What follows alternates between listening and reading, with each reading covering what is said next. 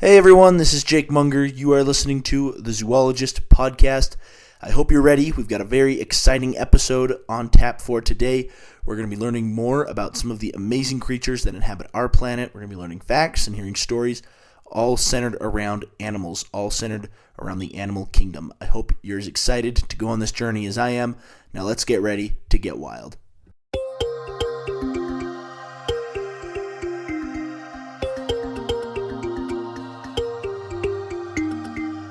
Thank you so much for hopping on and listening to today's episode of the Zoologist Podcast. Hope you're having a wonderful start to your week, or middle of your week, or end of your week, whenever you're choosing to listen to this. Hope that it's been a good week for you, and I hope that you are ready for today's topic, because we're going to be learning all about ants. And ants have got to be the most inconspicuous looking animals on the planet. Just by looking at one, you probably wouldn't guess that there's anything special about them. And yet, despite this, they happen to be one of the most successful insects alive today, with population numbers into the quadrillions and a presence on every continent except Antarctica. In this episode, we're going to learn more about these insects and explore some of the traits that make the humble ant an evolutionary powerhouse. Let's dive in.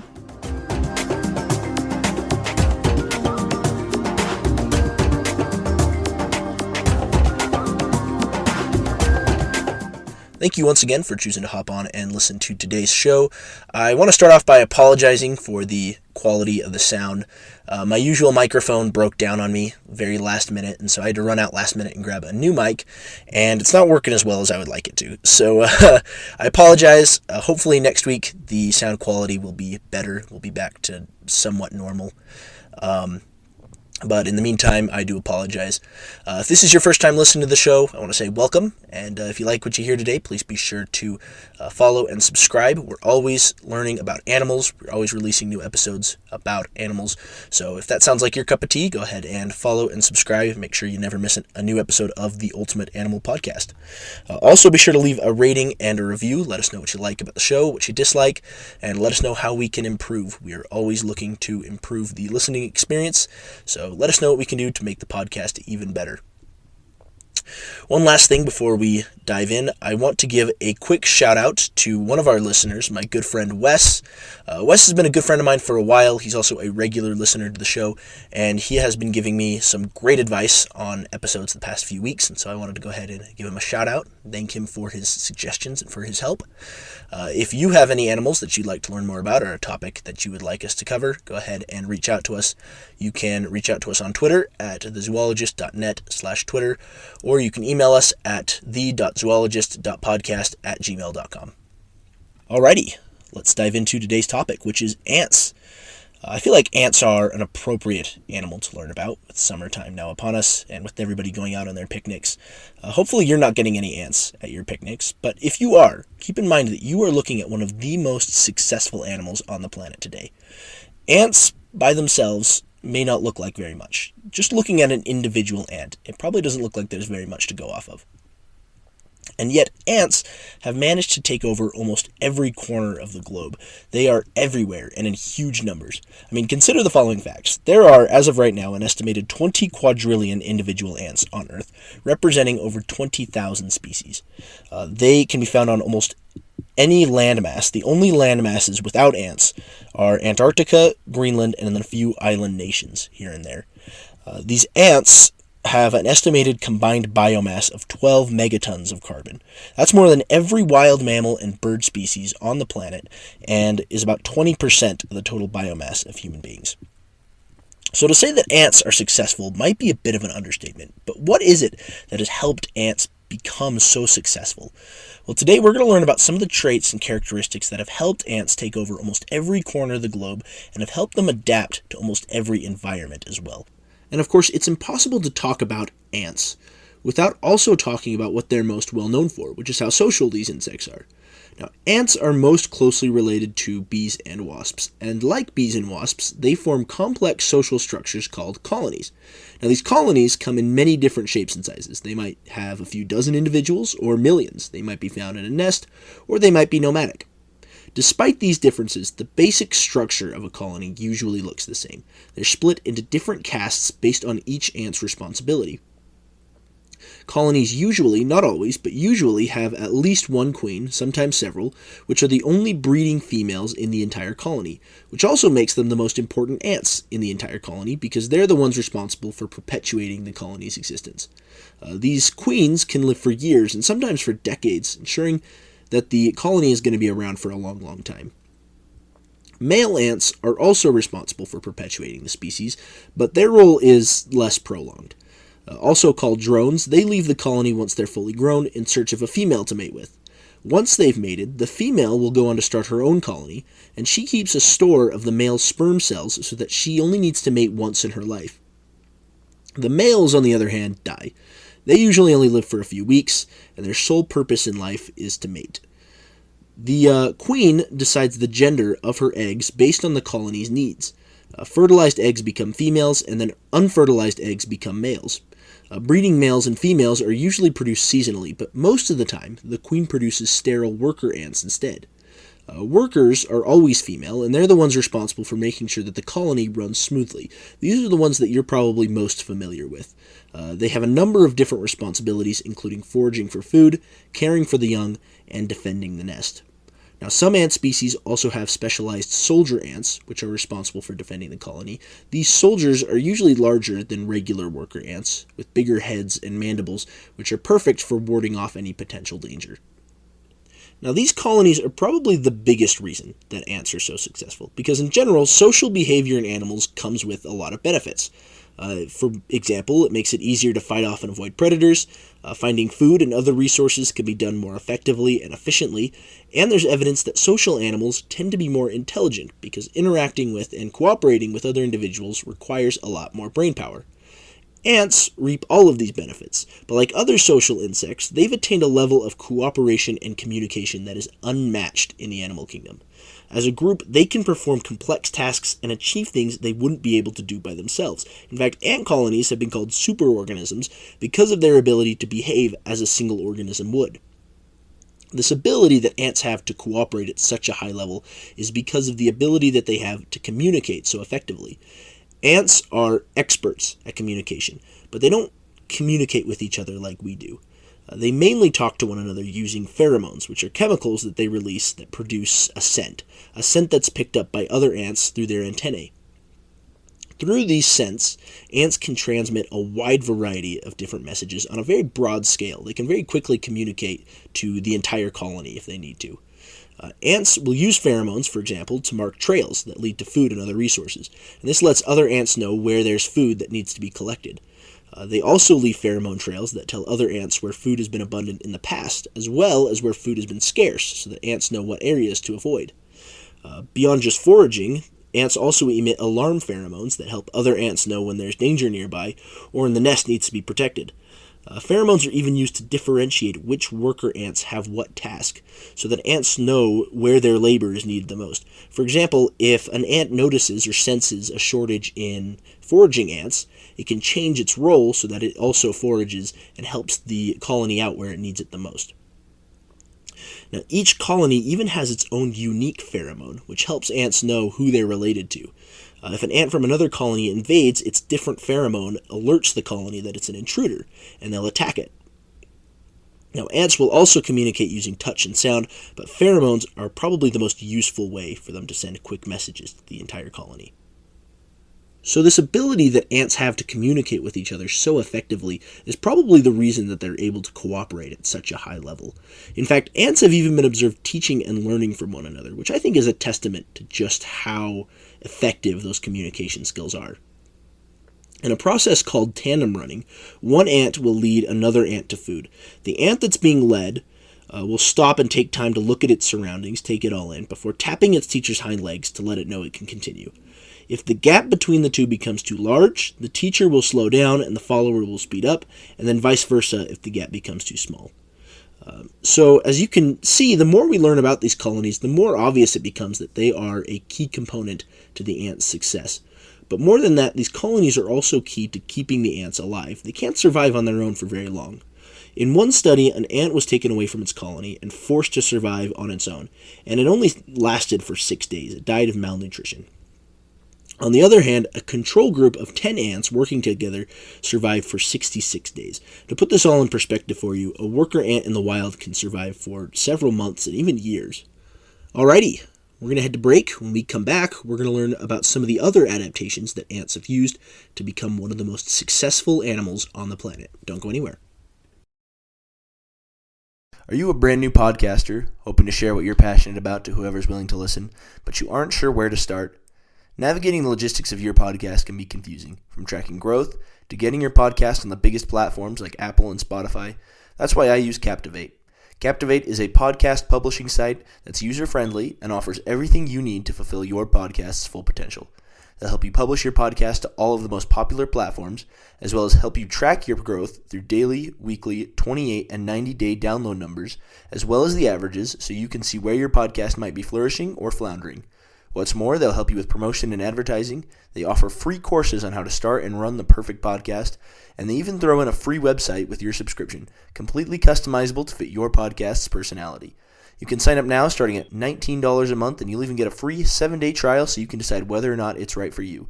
Sign up today at the.zoologist.net/captivate, and what's more, you'll be supporting my show. Captivate truly is a podcaster's best friend. Welcome back as we continue our discussion about ants. And so far we've talked about how ant colonies have probably been the biggest reason for their success. But it's important to note that this isn't the only reason that these insects have been so successful. Ants have managed to conquer most habitats, continents, and climates through their incredible ability to adapt. These insects have many different adaptations that have allowed them to survive in a wide array of different ecosystems and habitats. Just to give a little background to this, these insects first appeared between 168 and 140 million years ago. But when ants first appeared, they weren't immediately the massive success story that we see today. It would actually take millions of years for ants to really begin to flourish and diversify, and what triggered this boom in ant diversity was the evolution of flowering plants approximately 100 million years ago. This created new habitats and ecosystems that ants could thrive in, and it also led to the evolution of new insects that ants could hunt. Ever since then, ants have blossomed into one of the most widespread, adaptable, and diverse insects in the entire world. Now, obviously ants are more diverse and common in the tropics, which you would probably expect. But some species have found ways to survive in deserts, temperate forests, and even in mountains.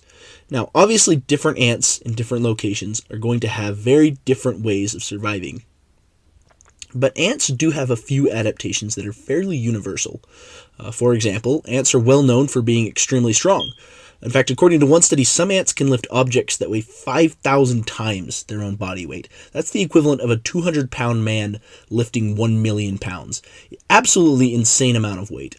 And the key to this strength actually lays in the ant's size.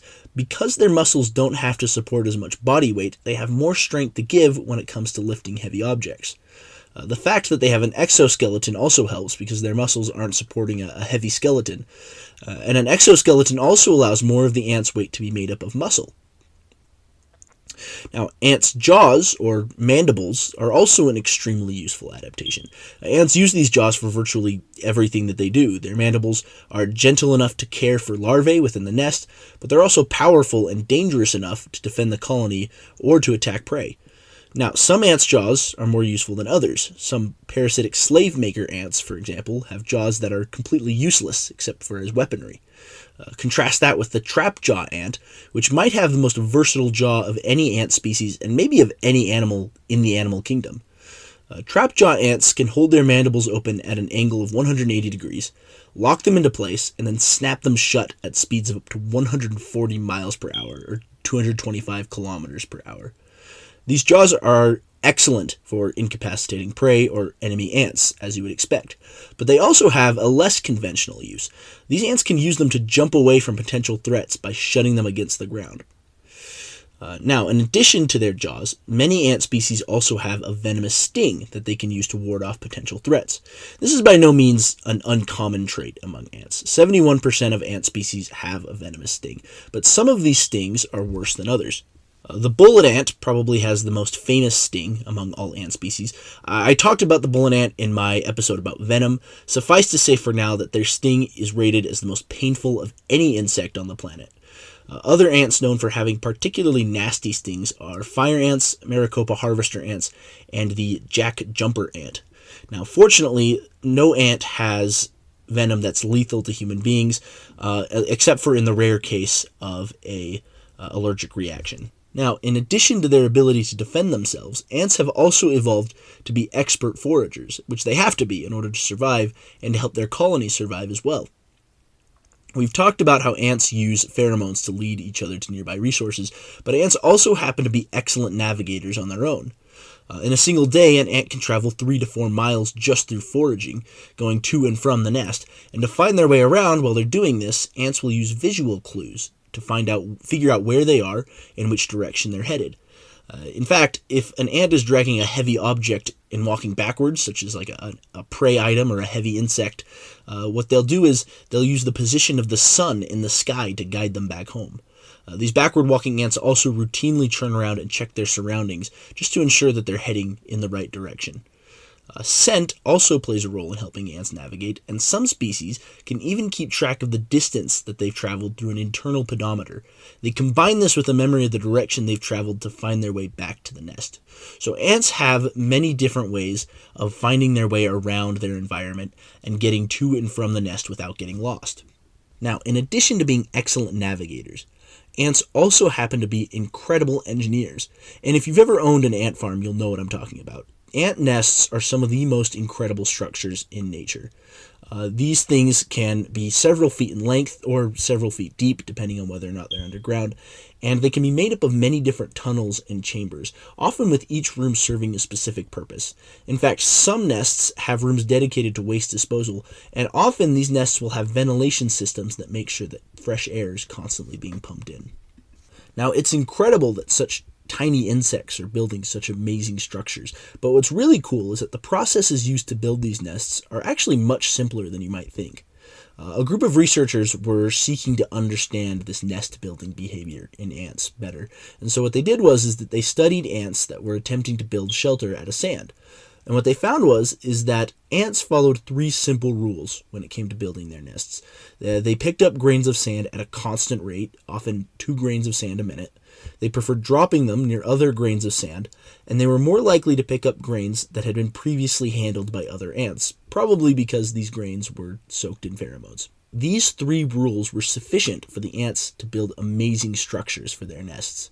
In fact, by plugging these rules into a computer model, these researchers were able to create virtual ants that could successfully build a virtual ant's nest very similar to the nests created in real life. Now, it's also true that not all ants build nests. Some ants, like army ants, are nomadic. And what they'll do is they rotate between a stationary phase, where the queen will lay eggs and replenish the colony's numbers, and a wandering phase, where they're hunting for food. A few ant species are parasitic, and these are the ants that are probably the most interesting to me. What they'll do is a parasitic queen will infiltrate the colony of another species, often a species that's closely related to her.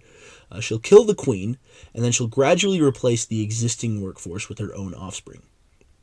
Now, if you'll remember, we talked about how each ant colony has its own unique pheromone scent, and that they'll attack any ants that they perceive to be intruders. Now, these parasites have several ways of getting around this instinctual behavior and gaining the colony's acceptance. They might use pheromones to trick or confuse the workers. What some parasites do is that they use pheromones to immediately gain the colony's acceptance, and the worker ants will just carry her right into the nest. Some of them use the pheromones to induce the workers to attack each other. Some of them might just kill the queen before the first eggs are hatched at the start of the colony's existence, and some of them just try to fight their way through. Now, other parasites have no workers. Instead, what these will do is that they'll keep the queen alive, and they'll just rely on her workforce to care for her and her offspring, which are always breeding males and females. So she acts kind of like an extra queen, just kind of mooching off the labor of the ants that are already there. These ant parasites that we've mentioned so far are pretty insane, but probably the craziest kinds of ant parasites are the slave maker ants. And what slave makers do is that they'll raid a colony, they kidnap the young, and then they integrate their hostages into their own society. They use these kidnapped ants as their own workers. In fact, some of these species depend on this slave labor for the colony's survival. As we've already mentioned, there's one particular species of these ants that has jaws that are completely useless for anything but attacking and defending. They can't use them to forage for food, and they can't use them to care for their young. And so they rely on these kidnapped ants in order to perform these tasks that keep the colony alive and keep it running smoothly. In this case, kidnapped ants make up to 90% of the colony's workforce. Now, there's one last ant fact that I want to share before we conclude, and it's my personal favorite. It's the fact that some ants have evolved to be farmers. Take leafcutter ants, for example. What they do is they gather leaves and take them back to their nests, and then these leaves are cultivated into fungus gardens, and this fungus is used to feed the entire colony. Even crazier than leafcutter ants growing fungus, however, is the fact that some ants are known to farm aphids and mealyworms. Aphids and mealyworms excrete kind of a sweet nectar, a substance called honeydew that ants feed on. And to ensure that they always have a reliable source of this substance, ants will protect these aphids from predators and even manipulate them from wandering away, either by ripping their wings off or by using chemicals to sedate them, kind of like a tranquilizer. In fact, if the colony needs to move, they'll often take these aphids with them to make sure that they always have this source of honeydew. Well, that just about does it for today's episode. Hopefully you've enjoyed learning a little bit more about ants today. As you can see, there are many reasons why these insects have managed to take over the planet. Ants have managed to populate almost every corner of the globe because of how adaptable and versatile they are. And as inconspicuous as they may look, these mighty insects have found the key to world domination.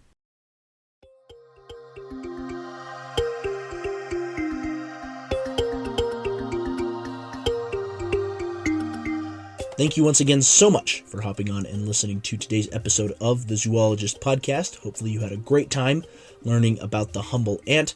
If you'd like to learn even more about these mighty insects, go ahead and check out the research links in the description. These are a few of the resources that I used to put together this episode, so go ahead and check those out if you get the chance.